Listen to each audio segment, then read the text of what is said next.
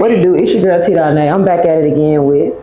It's Broadway, B-Way or no way. All right, Broadway, how you feeling? I'm feeling good. I'm really excited. I never did an interview like this before, so this is like pretty great. Okay, that's dope. That's dope. So, like, with this being your first interview and everything, like, when did you realize, okay, I could do music?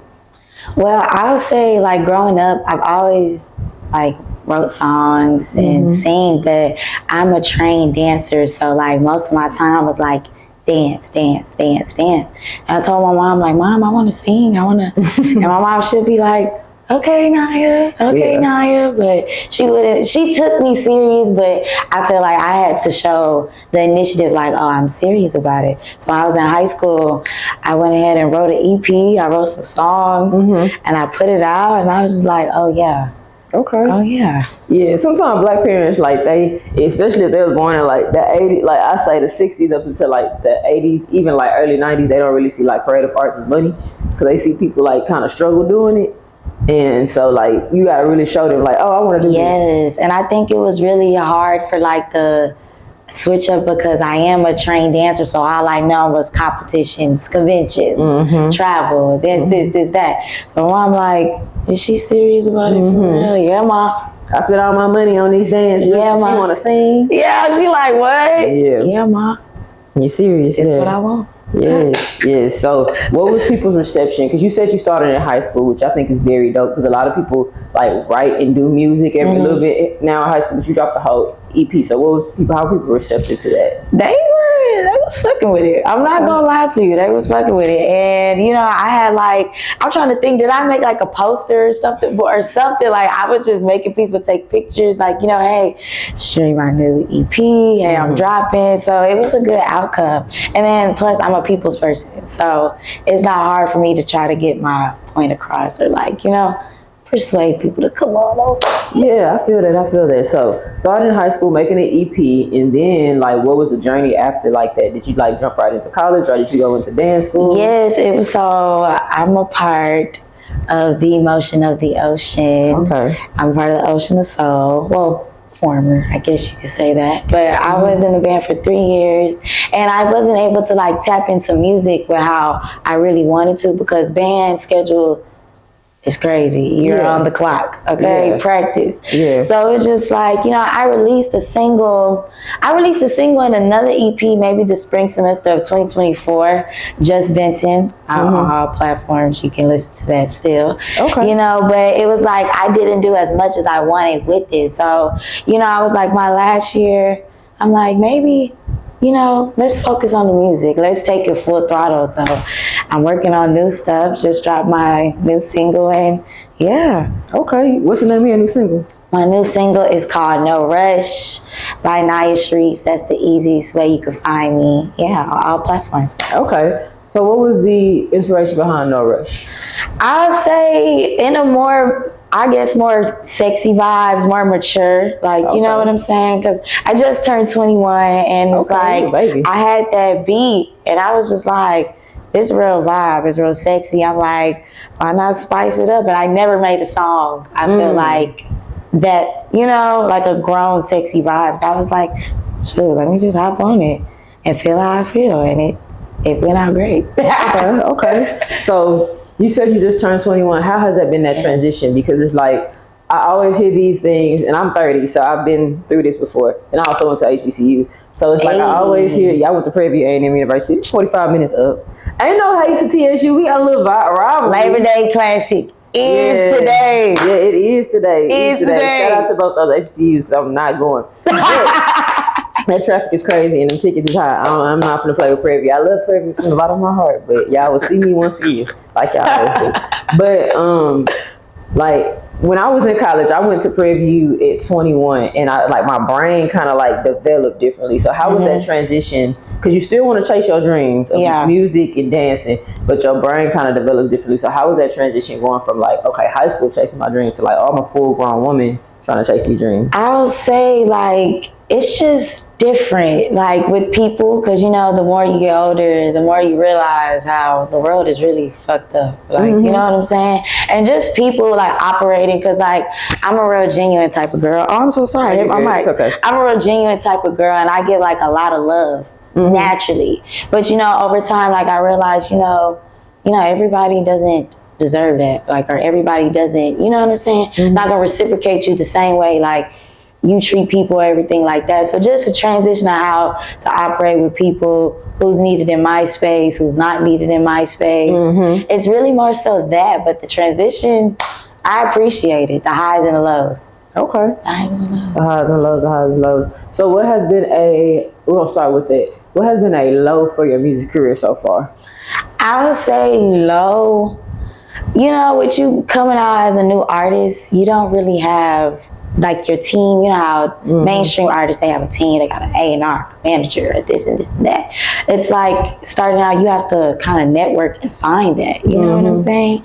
So I guess that, like maybe some representation, you know. But I would say with me going like full throttle with it, I've been like putting myself out there more and networking more. So like the people I met along the way, you know, it's like, yeah, that's pretty helpful, but it's just, you know, I need a team.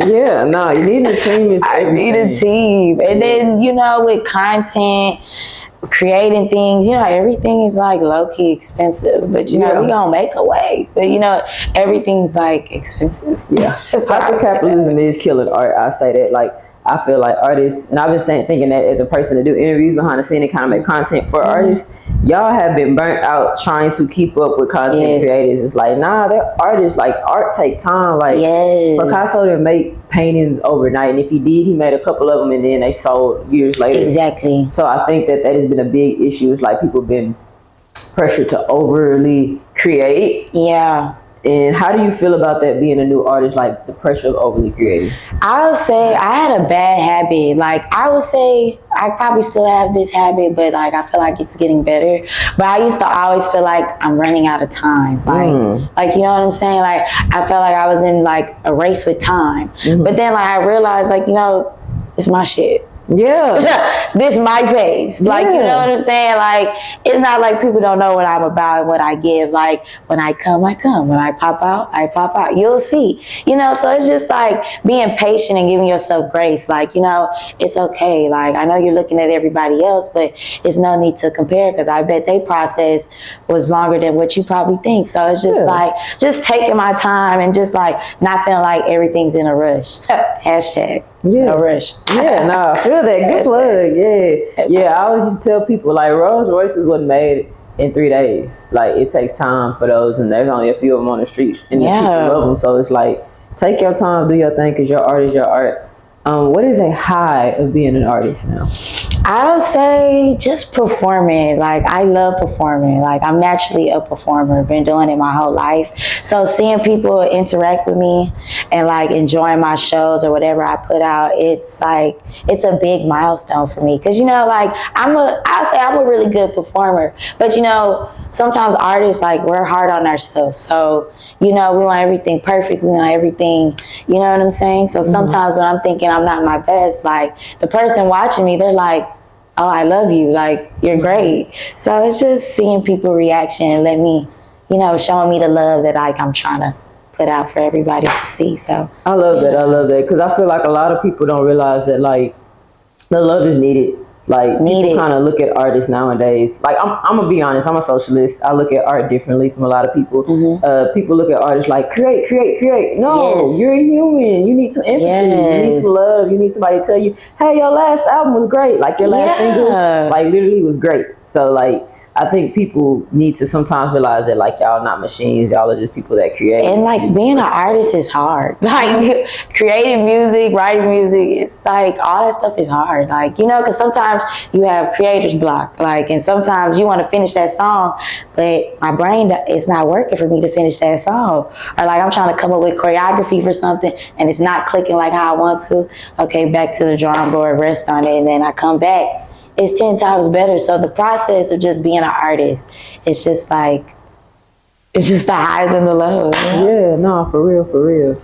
And so let's get back into your new single, No Rush. Yes. So you said like the inspiration behind that was just like being an artist, but it kind of made me think like you're thinking about like a relationship, like a boy. Was a boy a little bit of inspiration too? I'll say, you want to know something crazy? Sometimes, like when I write music, it don't even be about a current situation. Like that's understandable. Sometimes, you know, like I had a little boo, you know what I'm saying? But I just feel like the song, period, with me, like being like a female, like how I feel with guys, like it's no rush. Like, you know what I'm saying? Like if I like you, I like you, you know. Ricky up the henny, can you meet me? You know, it's just like how I guess I am with like boys and just about me. Like, you know, I feel like I'm real flirtatious at times, and you know, if I like you, we kicking it. Yeah. Let's kick it. I like that. I like that attitude about that because like in your generation, like when I was younger, it was very much like girls just want to have fun. Like there was no pressure, and then like all of a sudden like y'all generation, I won't say y'all generation because we're part of the same generation. I'm just a little older than you. I'm still a Gen Z.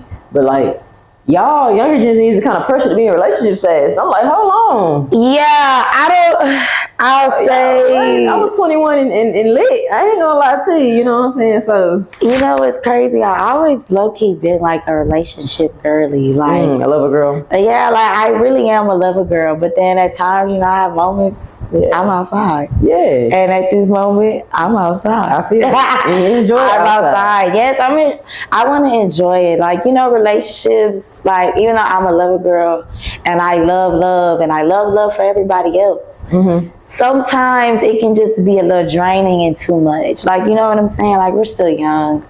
Like, it's no pressure but no pressure. But I just feel like relationships, it just get real sticky because everybody be playing with each other. Yeah. And I don't like to be played with. So, you know, stay far back.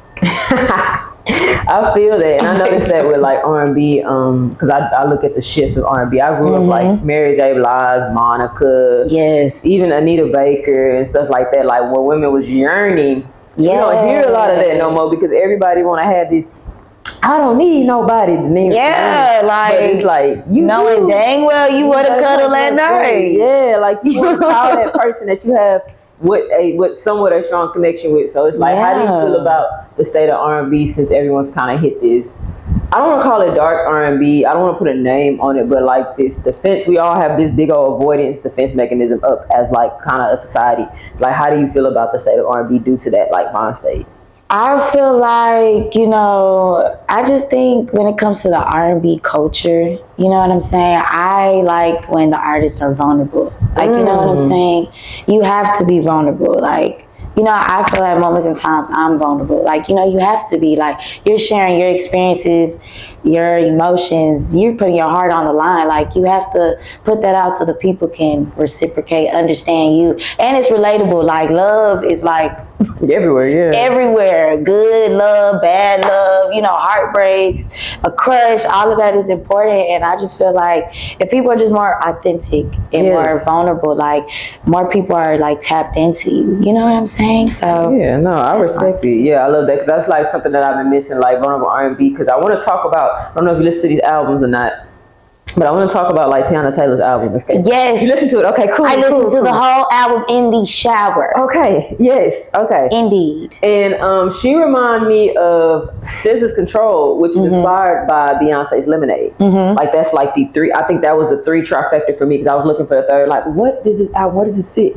Oh, this fits in Beyonce's Lemonade, when she was super vulnerable about her and Jay-Z's relationship in 2016. I don't know. I think I'm right. Then SZA the year later dropped Control, how she just talked about how like, I love, but I'm also this and I'm going through this. And I just want to release control. And then Escape Room, Tiana getting out this messy relationship with her ex-husband, Iman Shumpert, and how she just talks about like wanting to love him, not loving him, and then trusting to fall in love again. Yeah. So like, how do you feel about like that just being like that? Because I feel like it's a rebirth of being vulnerable again. So how do you feel like, just how you feel about that? Yeah. I would say, first of all, Tiana, the album, fire. The content, fire. Like, Tiana, she's such a visionary, and I love artists like that because I'm a visionary. And I just feel like how she set up her album, from the narration of everything, like that's raw emotion, that's real emotion. And it's just like, you know, women go through it every day. Like, you know what I'm saying? And I feel like when it comes to women too, people feel like we can't be vulnerable. Mm-hmm. We can't express, we can't be mad. We can't be mad at the man. We can't act out or none of that. So, you know, I just feel like she displayed her emotions and everything she needed to say really well. Like, I loved everything about it and I felt it. Like, you know, I listen to Tiana music sometimes and sometimes I'll be about to cry because, girl, you did not have to do me like that, but you did, and I appreciate it. Like, you know, it's damn near healing when you hear like another woman or another artist like speak out or speak things that you feel the same way about. So I just loved everything about it. Yeah. I loved her album. It was great. Yeah. And I love how you said like a woman. I think sometimes as a black woman, we're not seen to be vulnerable. Yeah. And if we are, we're seen as like too emotional, too pushy because of the natural or like the natural like masculinity that was already attached to us, because we're seen as work mules to like society. I want to say American society, but I think worldwide. And that when we do show our emotions, it's like, you should have been strong enough to deal with that man. Like, something that I'm gonna share. I usually don't share personal things on my interviews, but one of the things that my therapist told me says it's okay for black women to find revolution within love. Even if the love relationship didn't work out, or if it does work out, it's okay for us to find revolution in that, because that's something that we weren't allowed to really have, which is like true, genuine love and self-realization. So I love the album, and I love that you were like okay with the vulnerability, because I'm ready for some vulnerability. Hip hop, I'm not hip hop, but R&B. I'm ready for some vulnerable. Really, music in general needs to be more vulnerable. Yes, because I would say like in my playlist, I love the men and women who gonna sing. Yeah, sing for me. Yeah, I don't know. Need you sing it to the top of your lungs, veins popping out. Yeah, all that. Need the riffs. I need the runs. Everything. It's like sometimes I feel like people be scared to like put their heart on the line. Yeah, put it out. Yeah, put it out. You know, there's nothing wrong with trap rap.